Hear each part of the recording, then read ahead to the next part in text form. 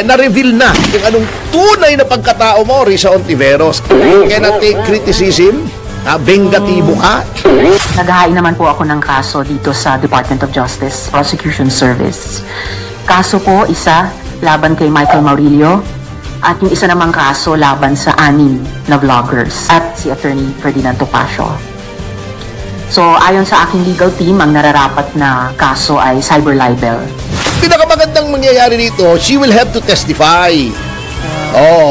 Maghaharap kami sa hukuman. Ayaw niya mag-testify, tatawagin ko siya as hostile witness. At sa loob-loob ko habang kami nasa hukuman at ako'y abogado for 33 years. You're in my world now, baby! Wala kang parliamentary immunity niyan! Nasa hukuman ka, baby! Attorney, parang amana ka kay Attorney Espicio. Mundo ko yan, baby! 33 taon ako nasa hukuman, baby! Hindi mo ako pwedeng pakontem dyan, baby! Alam nyo, ako naman, walang problema sa akin yan. Napag-usapan nyo rin yung demanda. Unang-una, di ba sinabi ko nga kay Risa Ontiveros, i-demanda mo ako. Bakit ko siya hinamon? Unang-una, totoo naman yung sinasabi ko. Yung sinasabi niyang cyber libel. Totoo naman may video, di ba ka? At walang malis. Anyway, hindi ko nasasabihin yung depensa ko. Aayaan mo siyang manghula. Number 2, gusto kong i-expose si Risa Ontiveros for what she is. Na hindi siya karapat-dapat maging pangulo sapagkat hindi niya kaya na kinikriticize siya. Si Pangulong Duterte, wala namang idinimanda yun eh. Na kahit sino for libel. Wala, di ba? Opo, wala. Yung iba dyan, wala naman dinidemanda. Si Sara Duterte, walang dinimanda. At hindi lang mga Duterte, marami naman pong public officials, hindi naman balat sibuyas.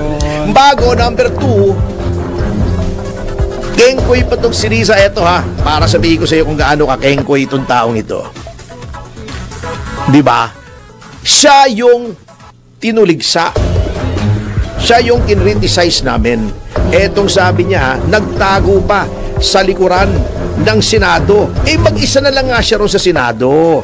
Eto pa sinabi niya, ayon sa GMA News Online. Sabi ni Risa Ontiveros, and I quote, "Yang video na yan, yung pagkalat niyan, yung pagdagdag pa ng mga kasinungalingan ng vloggers na ito ay atake din sa mandato at kapangyarihan ng Senado.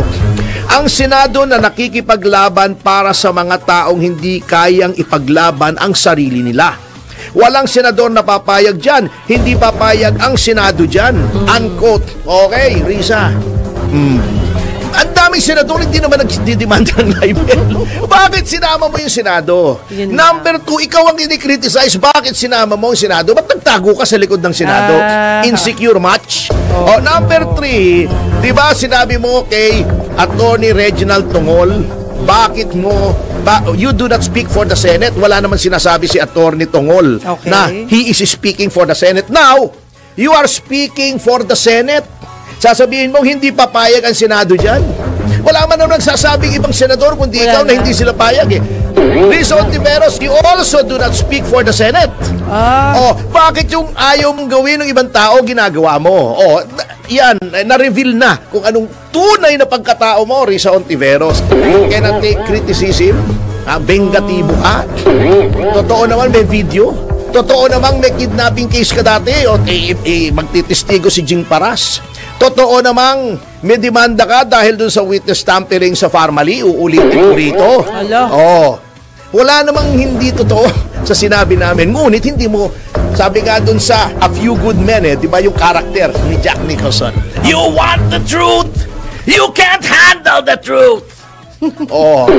Bakit ka ibobotong presidente kung ganyan ka? At importante po na tinatalakay yang karakter mo because you are a public figure.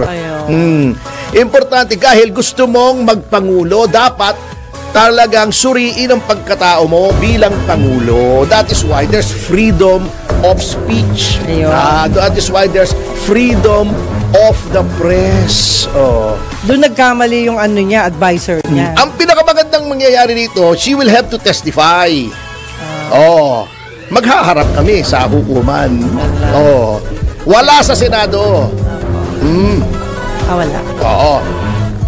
At kung ayaw niya mag-testify, tatawagin ko siya as hostile witness.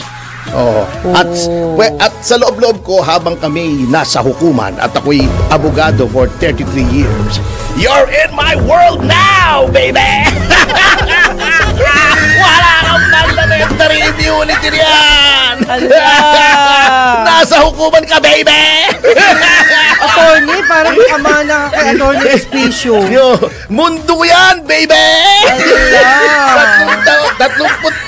Tatlong taon ako nasa hukuman, baby!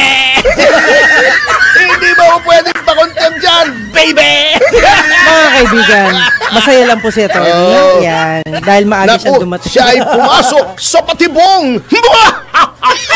Grabe, Evil laughter. Ayan. Para lang pelikula no? Ayun, ganito. Nakita kita, Attorney, dito. Pasensya na. Well, anyway, marami pong nagpapasalamat. Si Risa kasi talaga, Gusto niya talaga ako maging senador, Pinasisikat niya ako.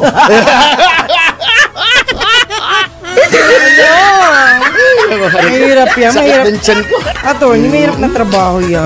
Alam mo, parang mas inspirado kung magkomentaryo pagka Mahirap na naka-Dennis trabaho Antinor yan. Pink ako. Oo, di ba? Yun ang tawag siguro dito sa DWIC. Ayan. The Dennis Antinor Pink.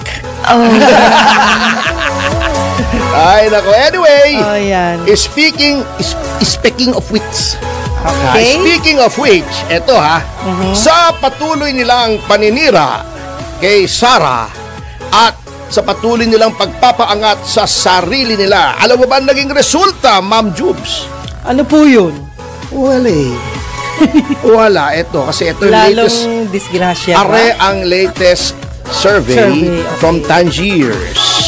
Yan, sample size 2,000. Opo. Yan, margin of error 2% plus Ala. minus 2028 Presidential Preferential Survey June 20 to 2022. Hello. Yan. From, nakang haba nun, Grabe, Ang number 9 na gusto ng Pilipino na maging Pangulo ay si, drum roll please, Amy Marcos, 1%. 1%. Masyadong mababa si Senator Marcos.